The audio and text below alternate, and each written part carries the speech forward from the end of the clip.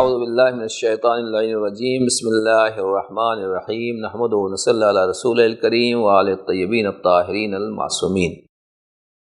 ہماری گفتگو یہ چل رہی ہے کہ ماہ رمضان میں ہمارے جسم کے بعض حصے روزہ دار ہوں اور بعض حصے روزہ دار نہ ہوں۔ ایسا روزہ جو ہے وہ مکمل نہیں ہے، اور واقعاً ایسا آدمی واقعاً روزہ دار نہیں ہے، بلکہ ہونا یہ چاہیے کہ جس طریقے سے ہم کھانے پینے سے پرہیز کرتے ہیں اور ہمارا پیٹ روزہ دار رہتا ہے، اسی طریقے سے ہماری آنکھوں کو بھی روزہ دار ہونا چاہیے، ہمارے ہاتھ پیر کو بھی روزہ دار ہونا چاہیے، ہمارے زبان بھی روزہ دار رہے اور ہماری کان بھی روزہ دار رہے۔ آج کی جو گفتگو ہے وہ کان کے روزہ دار ہونے کے لیے، کیا سچ بتائیں کہ واقعاً ہمارے کان روزہ دار ہوتے ہیں؟ سحری کے وقت ہر ایک کا زور رہتا ہے، جلدی جلدی سحری کا وقت ختم ہو گیا، سحری کا وقت ختم ہو گیا، جو کچھ بھی ہے آدمی چھوڑ دیتا ہے۔ ادھر سائرن بجا، گھڑی نے اپنا ٹائم دکھایا کہ سحری کا وقت ختم، آدمی کھانا پینا اٹھا کر ایک طرف رکھ دیتا ہے، کلی کر کے آرام سے نیت کر کے روزے کے لیے تیار ہو جاتا ہے۔ صحیح بات ہے کہ یہ ہم نے پیٹ کا روزہ رکھا ہے، کیا کانوں کا روزہ بھی ایسا ہی ہے؟ آپ خدا نخواستہ ایسا نہ ہو کہ ادھر کھانا پینا تو ختم ہو گیا، مگر گھر میں جو ٹی وی ہے، جو موبائل ہے، اس پہ ایسی چیز چل رہی ہے جو ہمارے کان کو روزہ دار نہیں رہنے دے رہے ہیں۔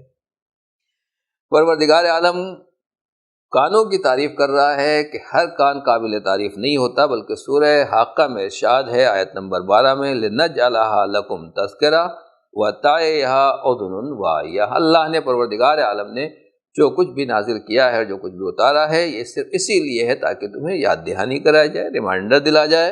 وَتَعِيَهَا أُذُنٌ وَاعِيَةٌ، اور ان باتوں کو وہی کان محفوظ رکھے گا جو بات کو محفوظ رکھنے والا ہے۔ یعنی کان کی طاقت یہ ہے کہ بات کو صرف سن نہ لے، جسے اردو میں کہا جاتا ہے کہ اس کان سے سنا اور اس کان سے نکال دیا، بلکہ جو کچھ ہمارے کان سے داخل ہوتا ہے اور ہم بات سنتے ہیں، آواز سنتے ہیں، وہ ہمارے ذہن و دماغ میں رہنی چاہیے۔ اگر وہ تذکرہ ہے، یاد دہانی ہے، ہمیں خدا کی طرف متوجہ کر رہی ہے۔ سننے کی اہمیت کتنی ہے؟ کچھ لوگ بولنا بہت جانتے ہیں، سننے کے بارے میں ان کے یہاں کوئی گنجائش نہیں ہوتی ہے، مگر مولا کائنات ارشاد فرماتے ہیں اذا لم تکن عالما ناطقا، اگر تم واقعاً صاحب علم نہیں ہو اور بولنا نہیں جانتے ہو، فکن مستمعا واعیا، تو ایسے سننے والے بنو جو باتوں کو محفوظ رکھنے والے ہیں، یعنی اچھے سننے والے بنو۔ مولا کائنات نے یہاں دونوں چیزیں واضح کر دی۔ اذا لم تکن عالما ناطقا، جب تم ایسے عالم نہ ہو جو بول نہ سکو، یعنی بولنے کی بھی اجازت اسی کو ہے جو عالم ہو۔ اگر جاہل ہے، دین نہیں جانتا ہے، شریعت نہیں جانتا، یا کسی بھی فیلڈ کے بارے میں آدمی نہیں جانتا ہے اور اس کے بارے میں بول رہا ہے، دوا نہیں معلوم ہے مگر ہم علاج بتا رہے ہیں، نسخہ نہیں معلوم ہے مگر ہم نسخہ بتا رہے ہیں، یا کسی بھی اور جگہ ہمیں راستہ خود نہیں معلوم ہے، ہم دوسروں کو کہہ رہے ہیں آپ ادھر سے چلے جائیے، منزل پر پہنچ جائیں گے۔ تو اگر آدمی عالم نہیں ہے اور اس کے بعد بول رہا ہے تو وہ خطرناک ہے۔ مولا یہی فرما رہے ہیں کہ اگر بولنا چاہتے ہو تو پھر عالم بننا پڑے گا۔ جب عام دنیا کے حالات میں آدمی بغیر کچھ سیکھے ہوئے اس کے بارے میں نہیں بتا سکتا، تو اللہ کا دین، اللہ کی شریعت، قرآن مجید، احادیث معصومین، یہ بیان کرنے کے لیے کہ آدمی کو عالم ہونا ضروری نہیں ہے۔ اور پھر ممبر کے اوپر بیٹھنا، ماہ رمضان میں آدمی ممبر پر بیٹھ رہا ہے، پڑھا لکھا کچھ نہیں ہے، علم حاصل نہیں کیا ہے، تعلیم حاصل نہیں کی ہے، ضروری لیاقت اور صلاحیت اپنے اندر پیدا نہیں کی ہے، تو مولا کائنات بتا رہے ہیں کہ بولنے سے پہلے علم رکھنا ضروری ہے۔ اور پہلے زمانے میں یہی ہوتا تھا، آج تک طریقہ یہی تھا کہ بزرگ علماء 10-20 کتابیں پڑھتے تھے، تب جا کے ایک کتاب لکھتے تھے، یا ساری زندگی پڑھتے رہتے تھے، آخر عمر میں جا کے کتاب لکھتے تھے۔ اب ہمارا ماحول بالکل الٹ گیا ہے اور تقریباً یہ ہو گیا ہے کہ بولنے کے لیے کسی کتاب کے پڑھنے کی ضرورت نہیں ہے۔ جس کی زبان جتنی چر زبانی کے ساتھ چلتی ہے، جو جتنے فراٹے کے ساتھ بول سکتا ہے، اسے کوئی پڑھنے کی اور علم حاصل کرنے کی ضرورت نہیں ہے۔ لہذا علم بولنے کے لیے اور صاحب نطق ہونے کے لیے ضروری ہے کہ انسان صاحب علم ہو۔ ٹھیک ہے، اگر ہم نہیں پڑھ سکے یا پڑھ تو لیا مگر زبان میں وہ روانی نہیں ہے، بولنا نہیں جانتے ہیں، تو مولا کائنات کر رہے ہیں کن مستمعا واعیا، سننے والے بنو، اور صرف سننے والے نہیں۔ کتنے لوگ ہیں جو تقریریں سنتے ہیں، خطبے سنتے ہیں، مجلسیں سنتے ہیں، مگر چیز یاد نہیں رہتی، محفوظ نہیں رکھتے۔ نہیں، جو سنیے توجہ کے ساتھ سنیے۔ کیوں؟ اس لیے کہ آپ کان کے ساتھ عبادت کر رہے ہیں۔ گفتگو کس سلسلے میں چل رہی ہے؟ ماہ رمضان میں ہمارے کان روزے دار ہیں یا نہیں۔ اگر یہ کان واقعاً دین، خدا، رسول، شریعت اور اچھی باتیں سن رہے ہیں تو یہ روزہ دار ہیں، اور ان چیز کو محفوظ رکھ رہے ہیں تو یقیناً ان کی اور عظمت میں اور فضیلت میں اضافہ ہو رہا ہے۔ اب کان بظاہر اس کے بارے میں گفتگو نہیں ہوتی، لیکن واقعاً روز قیامت اللہ کی بارگاہ میں ہمیں اس کے لیے بارے میں سخت جواب دینا ہے۔ ارشاد ہوتا ہے ان السمع والبصر والفؤاد کل اولئک کان عنہ مسئولا، سورہ اسراء آیت نمبر 36، کہ تمہارے کان ہوں، تمہاری آنکھیں ہوں، تمہارا دل، سب کے سب جو ہیں، ان سب کے بارے میں تم سے سوال کیا جائے گا کہ تم نے انہیں کس طریقے سے استعمال کیا ہے۔ ارشاد ہوتا ہے کہ واقعاً ہمارے کانوں میں وہ آواز آنا چاہیے جس سے اللہ راضی ہے۔ کان اللہ نے دی ہے نا۔ دنیا کی کون سی طاقت ہے، کون سا ڈاکٹر ہے کہ اگر خدا نخواستہ سننے کی طاقت چلی جائے، کان میں چوٹ لگ جائے اور سننے کی یہ صلاحیت اللہ ہم سے چھین لے، واپس لے لے، تو کون ہے یہ کان ہمیں واپس دینے والا؟ ارشاد ہوتا ہے کہ جب ہم نے دیے ہیں کان تو پھر ہماری باتوں کو سنو۔ وَإِذَا قُرِئَ الْقُرْآنُ فَاسْتَمِعُوا لَهُ وَأَنصِتُوا لَعَلَّكُمْ تُرْحَمُونَ، جب قرآن مجید کی تلاوت کی جائے، تمہارے سامنے قرآن پڑھا جائے، فَاسْتَمِعُوا، سنو نہیں بلکہ غور سے سنو، توجہ کے ساتھ سنو، دھیان کے ساتھ سنو، وَأَنصِتُوا، خاموش، پوری توجہ اور پورے غور و فکر کے ساتھ اس کو سنتے رہو۔ کیوں؟ شاید اسی طریقے سے تمہارے اوپر رحم ہو جائے۔ ماہ رمضان میں یعنی تلاوت قرآن کا تو زور ہے، بہار قرآن ہے، لیکن خود قرآن مجید سننا بھی ایک کمال ہے، اور واقعاً ایک اچھا قاری ہونا تو کمال ہے ہی، لیکن اچھا سامع ہونا بھی کمال ہے۔ پیغمبر اکرم نے فرمایا الا من اشتاق الی اللہ فلیستمع کلام اللہ، جو اللہ سے ملنا چاہتا ہے، اللہ کی ملاقات کا مشتاق ہے، جو اللہ کا مشتاق ہے، وہ کلام الہی کو سنے، قرآن مجید کی تلاوت سنے۔ آپ نے یہ بھی فرمایا کہ جو قرآن مجید کی ایک آیت خالی سن لے، من استمع، غور سے سن، ایسے نہیں کہ ٹائم پاس کے لیے نہیں، توجہ کے ساتھ، غور کے ساتھ۔ آج کے زمانے میں گھروں میں ٹی وی چل رہا ہے، تلاوت قرآن چل رہی ہے، لیکن آ رہی اس پہ ہم توجہ کے ساتھ نہیں سن رہے، کبھی کبھی اس کی بے حرمتی بھی ہو جاتی ہے، نوحے چلتے رہتے ہیں اسکرین کے اوپر اور ہنسی مذاق ہوتا رہتا ہے مسئلہ، تو یہ در حقیقت اس کی بے حرمتی ہے۔ اس کا طریقہ یہی ہے کہ تو آپ غور سے سنیے، مصائب چل رہے ہیں اور وہاں بیٹھ کے اس طرح کی باتیں ہو رہی ہیں جو اس وقت گفتگو نہیں ہونا چاہیے، تو یہ تو طریقہ یہ ہے کہ اپنے موبائل کو، اپنے ٹی وی کو آپ سوئچ آف کر دیں تاکہ بند ہو جائے اور آپ اپنے آرام سے رہیں، اور اگر وہ اسکرین میں گفتگو چل رہی ہے، آپ دیکھنا چاہتے ہیں، سننا چاہتے ہیں، تو پھر اس کا طریقہ یہی ہے کہ پھر اس توجہ کے ساتھ، اس احترام کے ساتھ، جیسے آپ مجلس میں، مسجد میں یا اس جگہ کے اوپر سنتے ہیں جہاں ذکر الہی اور تلاوت قرآن ہوتی ہے، تو پھر ان آداب کا خیال رکھنا ضروری ہے۔ تو اب اگر کوئی آدمی توجہ کے ساتھ ایک آیت خالی سنتا ہے تو اس کا کیا ثواب ہے؟ پیغمبر اکرم صلی اللہ علیہ وسلم نے فرمایا من استمع، جس نے قرآن مجید کی ایک آیت سنی، وہ ایک آیت سننا سونے کے سبیر سے زیادہ اس کے لیے بہتر ہے، خیرن، بہتر ہے سونے کے سبیر سے۔ تو سبیر کیا ہے؟ کہا یمن میں ایک پہاڑ ہے جو بہت بڑا پہاڑ ہے، اسے سبیر کہا جاتا ہے، یعنی جتنا بڑا یمن کا وہ پہاڑ ہے، اگر قرآن مجید کی ایک آیت سن لے تو اس سونے کے پہاڑ کا کو صدقہ اور خیرات کرنے سے بہتر ہے۔ تو اس طریقے سے اللہ نے، پروردگار عالم نے ہمیں کان دیے ہیں، تو ان کان کا صحیح استعمال ہونا چاہیے۔ ارشاد ہے الذین آمنوا وتطمئن قلوبهم بذکر اللہ الا بذکر اللہ تطمئن القلوب، جو لوگ ایمان لائیں ان کے دل ذکر الہی سے مطمئن ہوتے ہیں، اور یاد رکھو کہ ذکر الہی سے، یاد الہی سے دل مطمئن ہوتے ہیں۔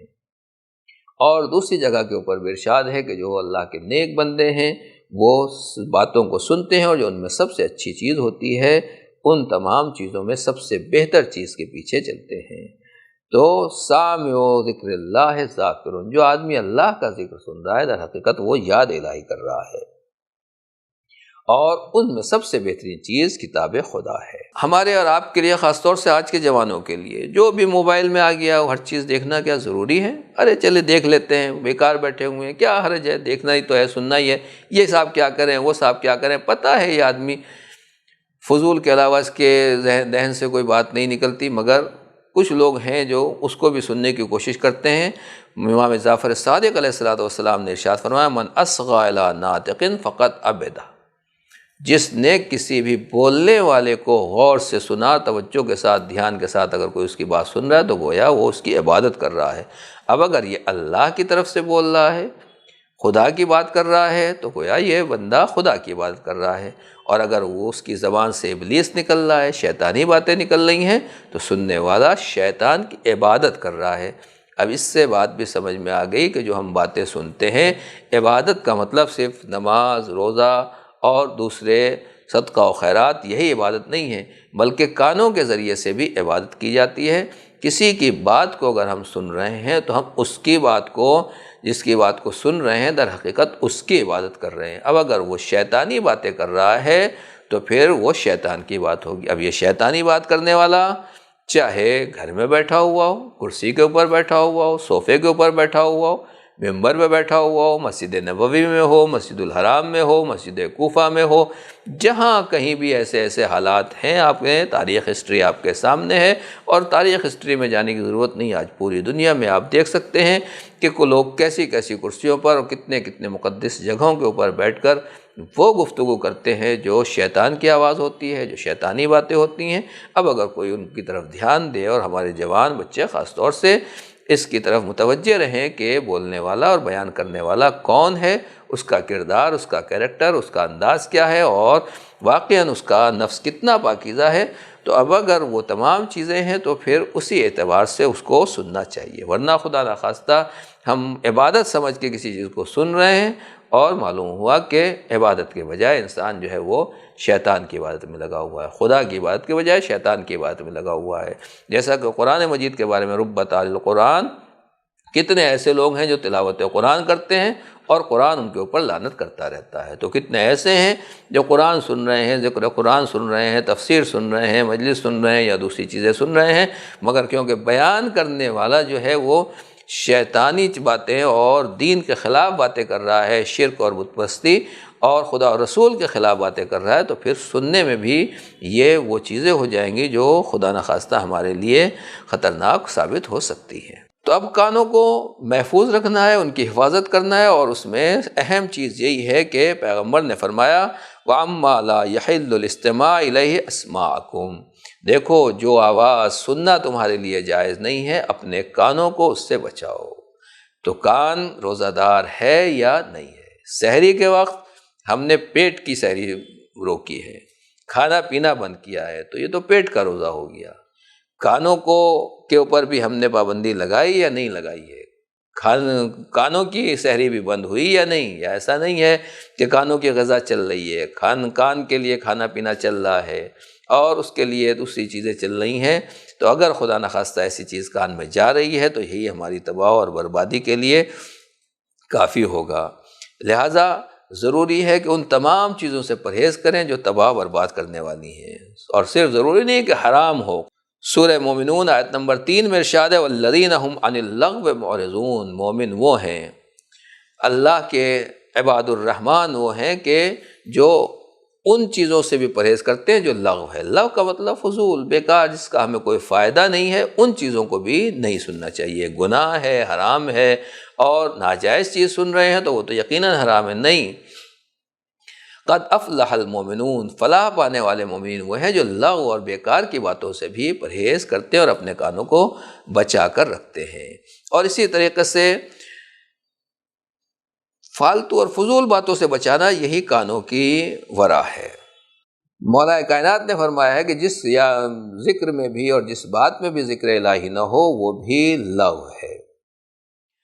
اب ہمارے یہاں میٹنگیں جمتی ہیں، گفتگو ہوتی ہیں، جوک اور اس طرح کی باتیں ہوتی ہیں، ہنسی مذاق ہوتا ہے، تو پھر جس چیز کو بھی اللہ نے حرام قرار دیا ہے، چاہے وہ غیبت ہو، چاہے بہتان ہو، یا کسی کا مذاق اڑانا ہو، یا اور دوسری چیزیں ہوں، ان تمام چیزوں سے بھی بچنا ضروری ہے۔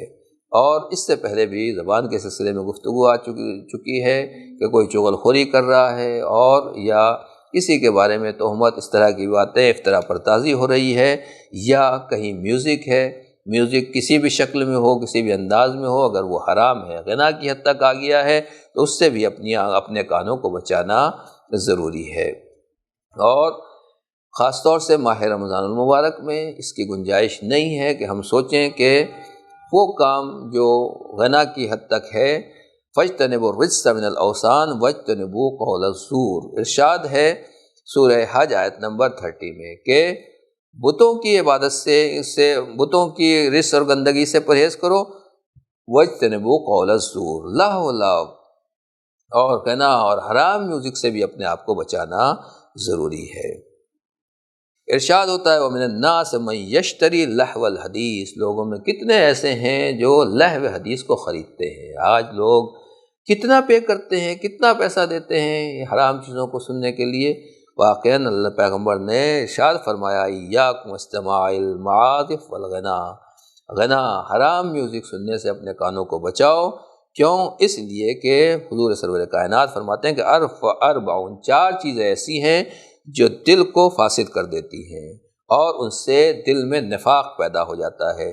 جس طریقے سے پانی سے درخت بڑھتا ہے اور درخت میں اضافہ اور گروتھ ہوتی ہے، نمو ہوتی ہے، اسی طریقے سے 4 چیزوں سے دل میں جو ہے وہ نفاق کا درخت پیدا ہو جاتا ہے۔ نمبر 1 استماع اللہ، فضول چیزیں سننا، بیضا غلط اور گندی باتیں کانوں میں آنا سننا، اسی طریقے سے بادشاہوں کے دروازوں پر جانا یا شکار کے لیے نکلنا، یہ تمام چیزیں وہ ہیں کہ جس کی وجہ سے دل میں نفاق پیدا ہو جاتا ہے۔ البتہ یہ جو بتایا گیا ہے اس میں اہم چیز جو ہے وہ یہی ہے استماع اللہ۔ پیغمبر نے سب سے پہلے یہ فرمایا کہ ہمارے کانوں کو پاک ہونا چاہیے۔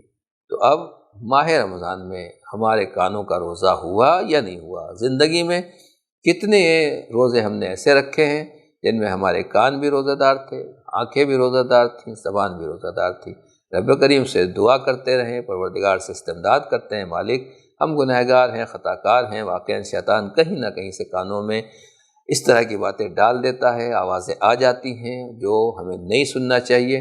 لہذا پروردگار ہمارے ان گناہوں کو معاف فرما جو کان کے ذریعے ہم نے انجام دیے ہیں، جو زبان کے ذریعے انجام دیے ہیں۔ مختصر یہ کہ اس ماہ رمضان میں ہمارے تمام گناہوں کو معاف فرما دے اور ہمیں سر سے لے کر پیر تک تمام اعضاء و جوارح کے ساتھ روزہ دار ہونے کی توفیق عطا فرما اور ہمارے جسم کے روئے روئے کو اپنا روزہ دار قرار دے دے، اور ہمارے والدین مرحومین، اعزاء و اقربا اور تمام دیکھنے والوں کے بھی مرحومین اور تمام مومنین و مومنات کی مغفرت فرما، ان کے درجات کو بلند فرما بحق محمد و آلہ الطاہرین۔